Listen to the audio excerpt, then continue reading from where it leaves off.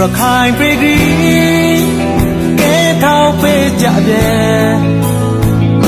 အကျဉ်သိတ်နာဇာတူရာလာကေဖို့ဒုက္ခကတဲ့မှာဒီကွေးစားအသာစားဖို့အတော့မနာအနာပါတဲ့ခါရှိ